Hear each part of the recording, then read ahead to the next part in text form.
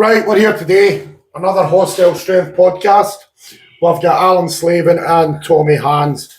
Alan, I've known you a long time. We went to school together, same age. Played football against each other and all that. Tommy, a couple of years below me, but again, known you for a long time. So we've got you here to talk about time to talk. Time to talk is something that you two guys established. Can you tell us what exactly is time to talk? Well, firstly, it's a Facebook group. Myself and Tommy, we just felt there was a need for it because we feel people haven't got an avenue to speak about, especially mental health, anxiety, depression, anything. Mm-hmm. You can speak about anything on the page. But that we got together and we spoke, basically saying enough was enough with what's going on in society. Too many people taking their own lives in a bad place, that we felt these people had nowhere to reach out. So enough was enough, and we thought we'd need to try. So that's basically what it is. It's somewhere you can safely reach out, say how you're feeling, why you're feeling bad, and you'll get nothing but positive, honest feedback. Come into a group and post what you've got to say, and you're not going to get judged. You're not going to get grow up. It's not like that. You've got 100% backing for us, and like the admin we've brought on board as well. Excellent, must add. Excellent. So it's gone pretty well. Well, my next question was going to be, in your answer, you kind of started leading into it, that things are not good enough and people are struggling, etc. So it was, why start it? But I know within the last 3, maybe 2 years, you've lost at least 2 pals through suicide. Things like this can't be easy, especially when it wasn't just 2 pals, it was 2 really, really, really good close pals. So it'd be nice to be able to stop that, wouldn't it? It'd be nice to be more visible, and if we could show people that there is somebody in your doorstep, somebody close by that you can talk to. It doesn't need to be all going and trying to talk to recognised charities or talking to doctors. No. It could be the guy that you grew up with. Well, that's the idea of the group. It's like, once you join the group, you'll be seen as you're like part of a family, where we are, all just there for each other. For us, it's like one big family. Well, you're saying that a couple. We've never said like this group will fix you. We have the answers. What we do promise is we'll listen, and we'll promote any help that we know. We'll promote that to you. Whether you take it or not, obviously, is up to yourself. But there's professional people in the group, so we sort of bounce off them. Some of the admins are as qualified as you could ever be. So what exactly is it you're trying to achieve? To just give people an avenue, somewhere to reach out and be able to talk. So rather than sitting in your dark room thinking, nobody cares, the world's a big bad place, I don't know who to speak to. You can think, well, and you can share, the good thing about the group, you can share anonymous. So you can put your post on there, nobody will know who it is. I guarantee you within 10 minutes, you'll have 10, 15 positive feedback that probably, I know personally, and Tommy knows himself, the group has already helped people.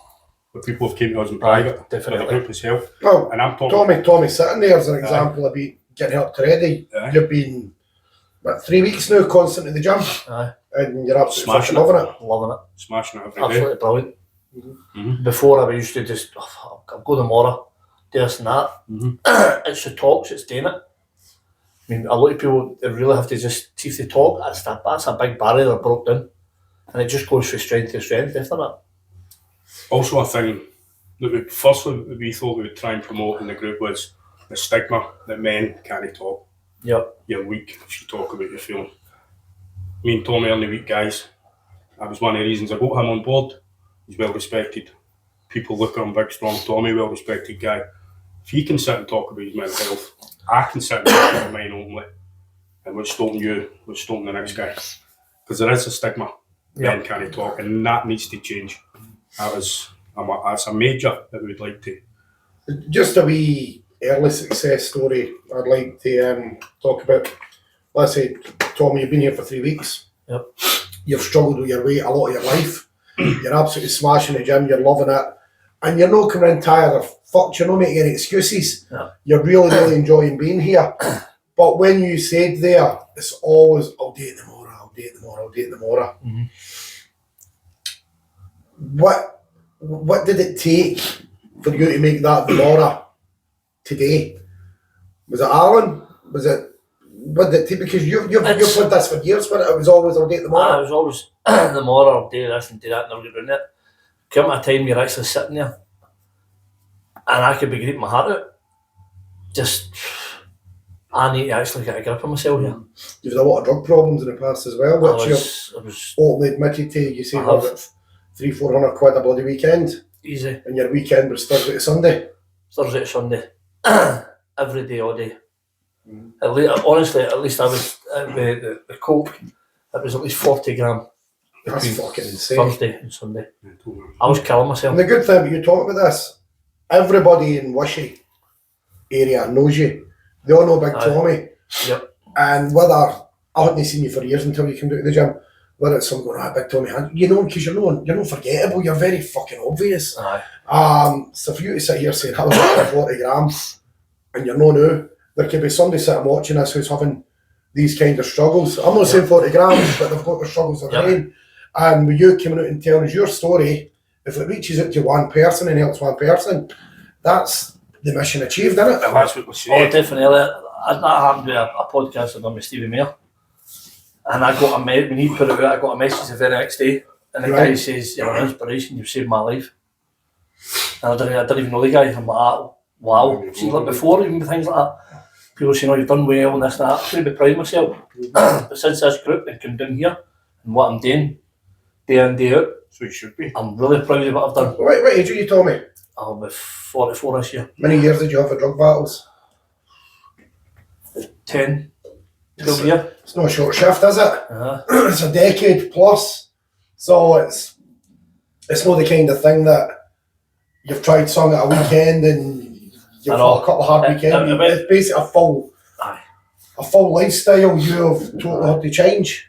Yep. So I had to change. I was that heavy I couldn't even cross the road. No. Crossed the road and I was knackered. Bloody hell, man. Just gradually. I came out of the hospital a couple of years ago, about 3 or 4 years ago or something. And I said, I need to do this. Because I wouldn't have seen my family, I wouldn't have seen my 40th birthday. No. So what health issues have you had over the years? Heart failure. And was a heart murmur, enlarged heart, type 2 diabetes, what I spoke about. Blood pressure and things like that. I got diagnosed 3 or 4 years ago with sleep apnea.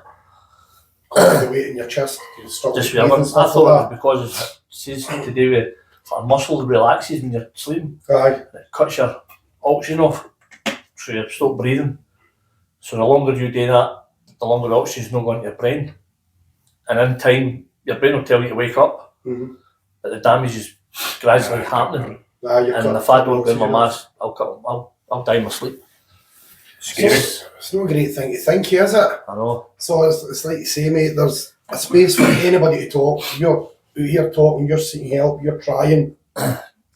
You've been constantly at the gym, and I hope this is just the start of a total lifestyle change for you. I hope to see you here for many, many years, Tommy. Coming down 5, 6, 7, 8 stone lighter. Totally changed, man. I fully expect to see a picture of Tommy Hand on the front page of the Daily Record. See with your big fucking big tie. The gym changed my life. So what I've done, I mean, I weighed myself a day. 177.5 kilos. And I don't know what that is in stone, that right enough, but I was 33 stone a few years ago when I was at my work. Oh, that's something different. And I was just going out walking, and I think at one point I put a wee bit of weight on again, but I was right down to 9 stone loss at one point. Aye. That's brilliant. So I never trained for 6 months because I had like a hole in my toe and I had like a foot ulcer kind of thing you call it. Yeah, no, but everything's gone great now.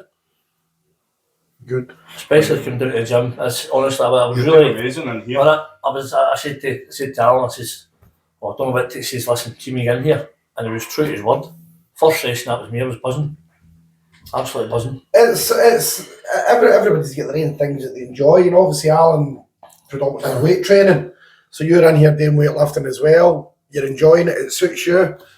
There's different types of fitness out there. It's not all running, it's not all weightlifting. Yep. Everybody's got something that will suit them. That's it. Maybe if you'd went to, say, 5-a-sides and you're like, I love fitness, but I can't play anymore, I'm too fucking heavy. Aye. You maybe wouldn't have went because you were carrying too much weight in your joints. Weight training, perfect for you, mate. It's getting your heart rate up, it's building your muscles, it's burning calories. Aye. It's absolutely, it's fantastic, mate. It's good to see it. He is, he's doing amazing. I'm not just saying that because he's sitting there. I'm just Googling here, stone, kilograms to stone. 177 is 27 stone, 12 pound. Pretty much 28 stone. What were your heaviest? 33. Fucking hell, mate. Sorry, I'm not laughing at you. It's just astounding that somebody's fucking 33 stone. It's no wonder you couldn't cross the road and that, mate. So to be 5 stone lighter, fantastic. And just wait till we're under that 20, Tommy boy. Aye. We'll get there. We'll get there. That's the We'll get target. So during all your mental health issues and your drug battles and stuff, did you have mental issues before the drugs? Did your head lead to the drugs, or did the drugs lead to your mental health? No, I never had a problem with that. It was just a matter of years ago. Right, so just And then your obviously, problems are just purely addiction. it got really deep and it got really dark, and I thought about finishing it. So what about obviously if you're talking about suicidal thoughts, it's you've got to be in a dark place, obviously, and the amount of money you must have been spending, the amount of trauma you're putting your body through, the sleepless nights, the insomnia, the health. What else suffered? You have relationships with your family, work, anything like that. Were you working? Were you able to work? I was working. I was a butcher, Right. and then obviously had the problem with the heart and all that. So that took me out, telling me I'm not to work. So obviously, it really hurt me bad at the COVID time, the 2 year, and then I just couldn't accept that my dad was away. Aye. I couldn't, and that was like, I mean, there's no time to grieve. You can't put a time on it, and that was about 12 years after my dad left, and I was bad with it. COVID was a horrible time. It's almost as if the government just turned a blind eye to mental health during COVID. Aye. 100%. Everybody's in the one boat, keep your mask on, stay in the house, and That was it. locking people up where They weren't helping that side, they were too busy just telling you this is what you're doing and that's it. Somebody that's already suffering from mental health to then be kept in the house, can't do this, no support, nothing. You know, you're only going to go for being done. it was accelerating the rate of what the hole was being dug. And it's then a hard task to get these people back. Yep. I Massive think task. that the biggest task is asking for the help. Aye. Once you get past Aye, that aye. barrier, Aye. you ask him, then It's all but you wonder why you never asked. yeah, Aye. you're asking for that, and then see when you're asking because you're actually doing this for yourself. You've got to talk. Can't If stress you that just enough. if you bottle all this up, it just Talking saves nothing lives. gets sorted. It's a simple saying that talking saves lives, but it's a very powerful thing, and it's a very true. And it does. Does it solve every problem? Doesn't it make it right there and then? But it starts that process. Aye. Let's say, darling, I've known you since we were primary school boys, playing at Boys Club Fit and stuff like that. You were always Primary all school fitting. You beat me alright. But I always thought you as a level-headed, popular, well-liked guy. Through childhood, you had all the football talent in the world. You're at Celtic Boys Club. You had a good job in the Reds. You've got a good job now. Nice wee family life and everything. For the outside looking in, you've got it nailed. Everything seems to be nice. But you see the wee Facebook posts where you're putting up before Time to Talk group was started. You were saying wee things like my door's open, who wants a cup of tea, you know. So it was pretty obvious that mental health was there at the forefront of your thoughts, whether it was you being anxious or depressed or whether it was you trying to help people. So one thing I've spoke loosely about this. So you were probably one of the best football players in the whole of Lanarkshire when we were growing up. And don't take that as... Strong statement. It was though. You played for everybody. It's a good job I wasn't the same age level as you. And you went to Celtic. Now, you went to Celtic when all the sexual abuse was happening. And I know that you've actually the CID out talking to you, but you know, witness to see what you say and all that. Been interviewed twice. That's right, and I will state here that you were never ever a victim of sexual abuse. No, never. But you did witness it, and it wasn't just the sexual abuse. You said there was a lot of mental and verbal abuse. So I always thought, and I did say this to you before, why are you not a professional football player? Because you had all the tools there to make it. Why is Alan Slavin not banging in hat tricks against fucking Hearts and Hibs? Because you should have. What do you think stopped you from being so passionate about it? And let's be honest, your big cousin was a professional football player. Mark, who's now in Australia, was a good football player. Your dads and your uncles ran the teams. Mm-hmm. You were always heavily involved in football. What turned you away from concentrating on wanting to be that football player to then go on whatever path that you did go? Well, the main thing I probably done it was drinking drugs at a young age. But what led to that, in my opinion, is strongly was the involvement in Celtic Boys Club at the time. Mm-hmm. It's when I joined, it was the biggest thing. Signing for Celtic, amazing. And when I look back, it was the worst thing I ever did in my life. That's how bad it was. As I say, I've been interviewed with the CID. I know that at least 5 boys in my age group were sexually assaulted by Jim Torbett. You can say the name, he's been found guilty of these crimes, he's in the jail. Myself and another boy were very mentally abused with him. I'll not mention the boy's name, but he really didn't like us too. I used to feel I was the unlucky one because he just hounded. Now, to have it's like, my son will be that age now, so for him to go to his fit bin for a grown man. What age was this? I would have been, when I went to Celtic, I would have been 13 coming on 14. So I was young, but no Wayne. And for the very first training session, Jim Torbett was an absolute cunt to me for the very first night. And the reason on the first night, and it makes sense, was because I never had a towel, right? Because he wanted all the boys to shower. Yeah, that's been publicised. So, and I never had a towel, so I got a type. How dare you not have a towel? You're part of a team, play the girl, shower the girl. And looking back, it was because he was a pedo. You know what I mean? This was his kicks, his fantasies. I believed I was unlucky, but looking back now, I was one of the lucky ones because these other boys were sexually assaulted with him, sexually abused on many occasions. So one of them sadly isn't here anymore. And that getting mentally just tortured with him every single week and nobody able to talk to him, but I couldn't tell my dad because my dad would have killed him. So I'd nae. Because of course you knew that people were being sexually assaulted. Well, there was always rumours about the guy. You didn't know that was actually going on. You just knew there was something about him. I can always mind when I first signed for Celtic, my uncle, God rest him, saying something to me about him. Just watch him, kid. Just keep sort of basically tell me without telling me. You know, we always had the rumour in the team that he was gay, so that was a thing. But when I look back now, it was so obvious. You know, taking boys away to his villa, and this was his wee. Again, I wouldn't mention any names because I know the CID told me there was a few boys that said that they had been assaulted with him, but they didn't want to go to court with family. And you get that, they know how to live it. But other boys did, and he's, as far as I know, he's still in the jail. Fucking rotten bastard. But, so that turned me then to start drinking at a young age. What are you saying, 15? 13. 13? 13 going on 14, aye. Easy. And I mean drinking. Right, so obviously we're the same age. We went to the Canby School discos. 13. Canby Parish, aye. Bottom area down in the graveyard. Then people probably listen, I'm not drinking graveyards. It was a cool place to drink, wasn't it?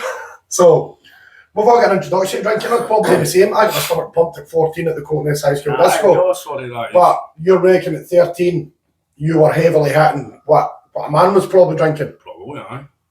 It's half bottles of vodka and cans of beer, and for a young boy to be drinking that, that'd be just to block out, you know, the abuse of going to Saturday off him. Aye. And by the way, I'm not just saying it, but I was maybe banging in a hat trick, winning 3-0. And I was the one in the changing room that was getting absolutely annihilated with him. And you think to yourself, why me? Mm-hmm. So mentally, the guy did have an effect on us. And I don't know if I can blame him for everything, because I had a great upbringing, great mother and father, still have. No, one of the best upbringings you could ever have. Nah, you're one of the snobs whose mum and dad are still together. I wouldn't say snob. But wasn't no family issues, probably family. It wasn't for my family, I probably wouldn't be here. That's all. Aye. You know, leading on. But so I fell out of love with football because of him. Mm-hmm. He just broke me. Through the years, he broke me, and so what's the point? I actually left Celtic at one point, and my dad forced me to go back. That's how bad it was. I actually left. I said, I don't want to go back, but I couldn't tell him what it was. And my dad talked me into it, and I went back. You're 45 now. This is all happening when you're 13, 14, 15. So we're 30 years down the line. Mm-hmm. And you've still got all this going on in your head. I say mental health isn't something that can be cured. Obviously, trains of thought, they can be helped. You can feel better. You're still going to good days and bad days. You get your control measures to them. We get into the glorious 90s. You're well away from the football. You've got a different, I don't know, maybe were you working in the rigs at that time? No, the rigs came a lot better. Right. You're still new, you're a teenager, late teenager, you're in early 20s or whatever. I'm not exactly sure. Mm-hmm. But I'm just going to talk about the point and when you took the overdose. You tell me people 19. Thought that was an accident. It's a cry for help. And that's probably the first time I really ever admitted it openly. It was a cry for help. I knew what I was doing. I was under the influence of ecstasy. Had been all weekend, quite heavily, but that's basically what it was. I didn't want to be that person, that life. I didn't even recognise who I was at that age. So I'd been partying all weekend, and I took a lot of tablets that I shouldn't have. And I woke up in Law Hospital. Do you remember? I remember. What happened? Do you remember thinking, this is it, I'm taking these? I remember taking them and just thinking, do I be this person? I fell out with my mum and dad that weekend, my fault. I'd just been a prick, been out all weekend, get lifted, I'd went to the Metro on the Sunday, on it, absolutely wasted, partied right through to the Monday, and then it was a Monday night. Just took them and just thought, I don't know if I wanted to end my life, but I wanted to end that life, if that makes sense. I didn't really want to die, but I wanted that life to, that wasn't me. No, I know what you're saying, like the cry for help. It was a cry for help. You wanted people to turn around and say, I wanted somebody to fix it for me. There's something wrong here, we need just to talk to him. Also, I had to fix it. But the sad part of that you're 1996. I never fixed it. In 1996, I suppose it's a bit cliche to say it was still meant to be, a man was expected to be a man. And that was that. It was, get on with it, suck it up, go on with it. Go on with it, that was. Back in the 90s, it's a great time to live, but not the most helpful mental time. Mental health wasn't, even though you were suffering it, you didn't know you were suffering it then because nobody spoke about it. Well, wasn't really a thing, was it? Mental health was somebody in a Harvard. That was mental health. Mm-hmm. Yep. That's how I looked at it. So when I was feeling down, it was just probably said to myself on team time, snap out it, man. Snap out it. But then Thursday, Friday, it became the same. Back on it. Drinking, taking drugs. Yeah, it's not easy, is it? Numb the pain. It's not easy at all. So, it's a vicious circle. You've got 30 years of these past memories that kind of kicked off when you were at Celtic Boys Club. Mm-hmm. How have you managed to develop a coping mechanism? What helps you get through in life? What clears your head? Well, just going on to another part of my life was I ended up in rehab when I was 22, Castle Craig, for about 8 weeks on Peebles. And that actually, I learned more in that 8 weeks in there. Hated it at first. Didn't need to be there, didn't want to be there. But it was the best thing I ever done. My family forced me. You know, they never forced me, but they knew and they could see I needed help. And so that's what, 1999 run about? Aye, it was 99. Was that with help for the NHS or was that privately funded for your family? Through the work, Motorola. Right, okay. Private health scheme through the work. They were great, so they funded it. So I took in right away. Spent about 8 weeks in there, come out, and I've been the guy that went in there never left there. I learned so much in 8 weeks, and you wouldn't think you could, but I did. And ever since then, I've accepted my mental health goes up and down. Mm-hmm. I've sometimes let it go too low, but I've found what works for me, the gym, the main thing. Yeah, you're passionate about the gym and you're passionate about Fitba. And that's shown in what you're doing with your son now and his Fitba. Coaching the kids, things like that, it just takes you from there to there. And it's such a simple thing, but it's no if you've not done it. It seems so hard, like for Tommy to walk in, as I said to him, walk in this gym a few weeks ago. It takes a lot, it does. But once he's in, he's like, oh, this is brilliant. And the big man's, everybody's been great. He's been not one exercise is he moaned, he's just both 100%, which is great. I take my hat off to him. Good. So, how do you find it from, obviously you're 45 now, sorry, 21 now. How do you find your struggles as an adult compared to your struggles as a teenager or young boy? Struggles are still there, but you have coping mechanisms now. You know when you're getting low. Mm-hmm. So you know what you need to do to then lift yourself up. So before I was on medication for it to start with, but it wasn't for me. I get more for coming to a gym, hitting a punch bag, kicking a ball with my weight, lifts me enough. So that's how I try to get down here as much as I can.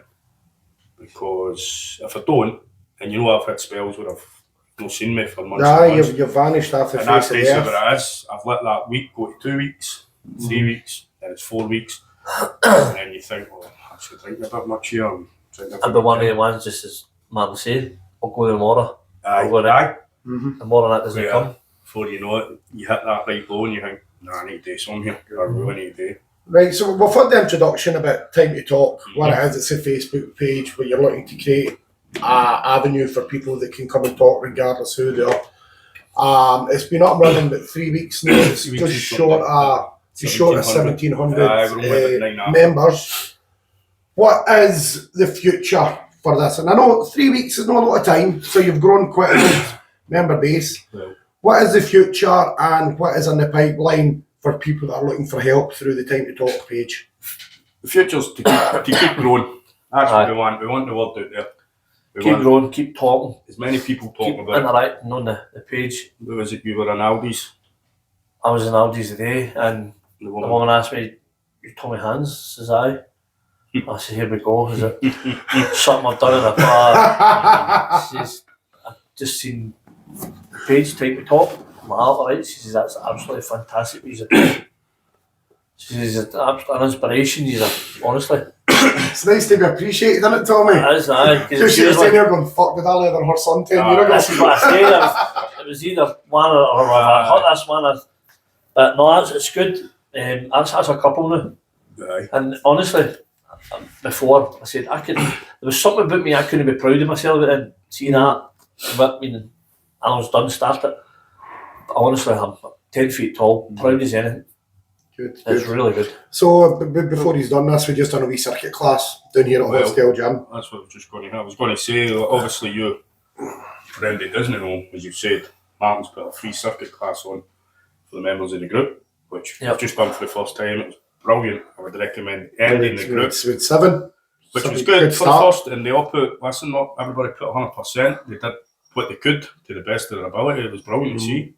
And I bet you every one of them was away feeling $1 million. Aye, that'll be sit down for the next few years, we'll be flying. Yep. That'll be every Thursday, 1 o'clock in the afternoon at Hostel Gym. I mean, we can't thank you enough. I know. Aye. I'm not just saying that because you're sitting there, but there's no many gyms where I've done that. There's no many gyms where I reached out and helped.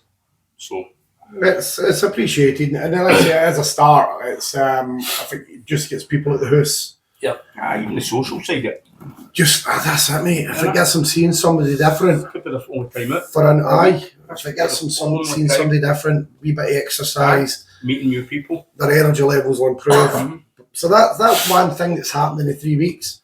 Well, have you got anything else in the pipeline that you're looking at? Cold water therapy. This Saturday. Starting this Saturday, and I think it'll be a weekly thing as well. Aye. Lisa that's organising that, Lisa Mullen. There's a few. It's actually the way that actually they do it every week, like the Jim Rundle and stuff like that. I was in the army with Jim Rundle, Aye, and I went to school with Lisa Mullen. Aye, there you go. I think Lisa does it. They're almost experts at it. No, this is their thing. I was So talking to Lisa's him that reached when out and- yesterday. Aye. I says about obviously with me with my blood pressure and things like that. He says it's all about your breathing. Yeah.